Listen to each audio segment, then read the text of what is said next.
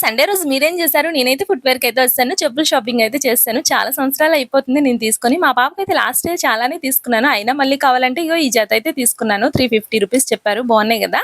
అయితే నేను కూడా ఇక్కడ చూపిస్తున్న ఈ 2 నచ్చాయి. కాకపోతే అవి తెగిపోతున్నాయంట. సరే అని వేరేయి చూపించారు. ఈ బ్రౌన్ కలర్‌యి అయితే బాగుంది. కాకపోతే హీల్స్ చాలా ఇవి వేసుకుంటే ఇంకా హైట్‌గా ఉంటావంటే ఇంకా వేరేయి తీసుకున్నాను. ఈ సిమెంట్ కలర్ అయితే తీసుకున్నాను. 450, 480 చెప్పారు. 450కి అయితే తీసుకున్నాను.